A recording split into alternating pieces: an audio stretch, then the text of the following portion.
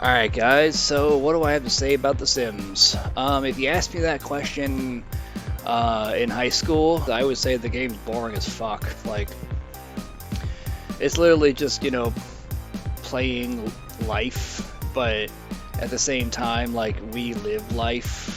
I never got into like reality TV or things like that for the similar reason. It's like, it's not that it isn't interesting, it's that, we live in reality. It's like, why are we consuming reality as a product? It doesn't make sense to me. But the origin of the game seems to have actually been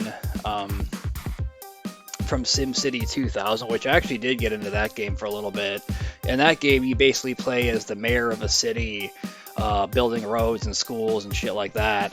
But that had a small cult following, and I guess the developers at EA decided to tweak it a little bit. It's like, okay, we like the concept, but I think, I imagine they probably thought, well, you know what, a game where you play as the mayor of a city, that's interesting. But what's more interesting?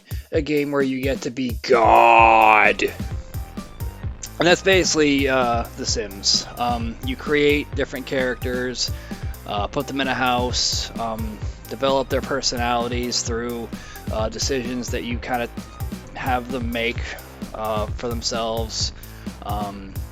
You decide if they're gay, you decide if they're black or white, you decide if they're going to be astronauts or criminals or whatever. There is an AI in the game that allows the Sims to make their own decisions. And then sometimes they do surprise people with the decisions they make. There are also a bunch of complete retards who keep setting themselves on fire and, starving to death because, they had food in the fridge but just didn't think to eat it or something, there is that aspect of it. But the weird part, and this is, like I said, what I gather from this is mostly from watching other people play it. I don't actually, like I said, to me it's kind of boring and mundane. You spend most of it renovating houses and then just kind of directing the Sims on different things. Like, there's elements of it that are kind of interesting. You can, have them fight and screw and all this stuff. And if you get the expansion packs, you can get werewolves and aliens to come in and do all this crazy shit. And and it gets kind of wild too. Like, you can have an alien and a werewolf have a kid. The Grim Reaper can have a kid and kill it, and like, it's kind of wild. It goes to some pretty wild places. But yeah, in this case, The Sims may actually be among the most disturbing and crazy video games out there. And it's not even because it's really edgy.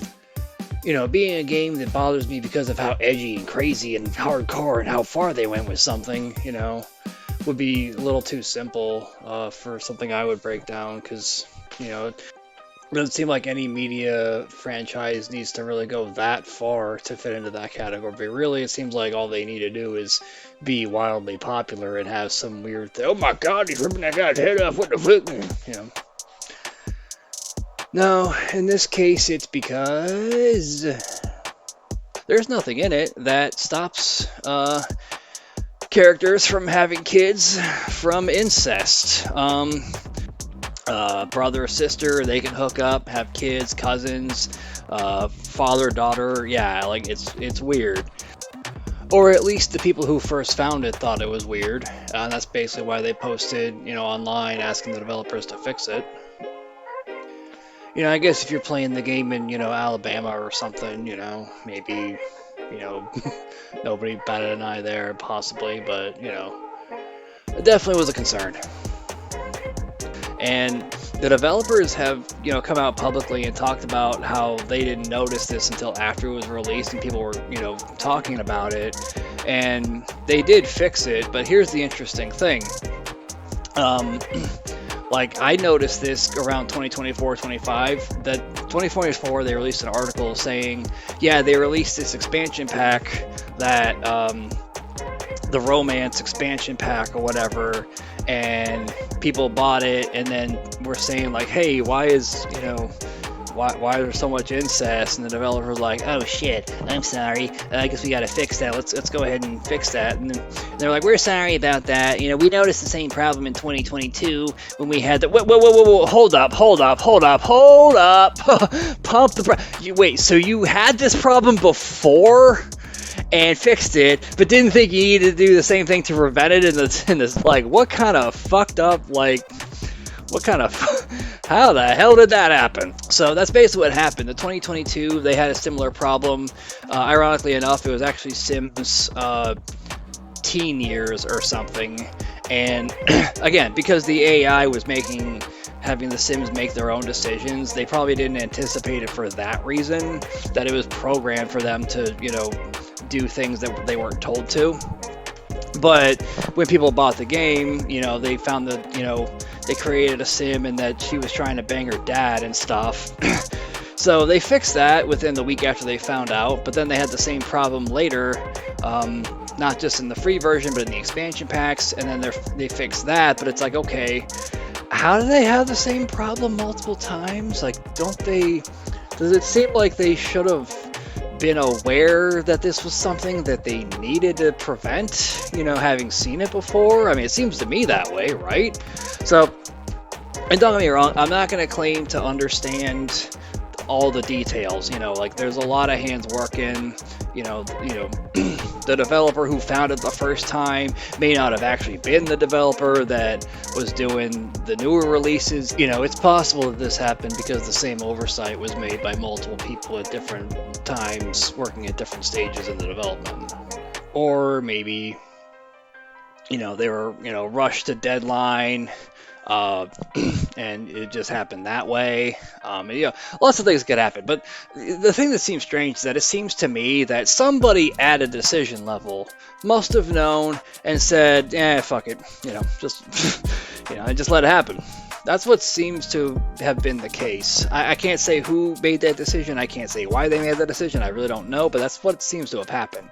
And it just seems really bizarre to me. But the part that seems even more bizarre is like, okay, the developers noticed this, they fixed it, they had to fix it multiple times because they didn't think to prevent it after they saw it. That's a little dumb, but whatever. They are saying they fixed it at least, but the part that's strange to me, this is the part where my kind of view on the world is a little bit different, where whatever the biggest problems in the world, I don't equate them as being responsible of the government or the corporation or some group or some country. Like, yeah, okay, those are all, you know, those are all entities that can be corrupt. I'm not saying they can't, but, you know, at the heart of most issues, the root cause is human nature, you know, like, you know, and that's really kind of the thing too, is that I've come to find is that on top of these oversights that continue to keep happening at EA for the development level, there's also people online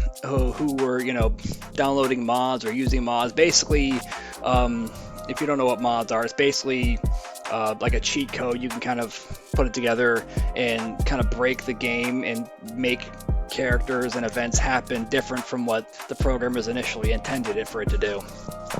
But there's people that are doing that for The Sims to override these fixes, and by using mods in this way, the players who do that are allowed to have all the incest they want in Sims.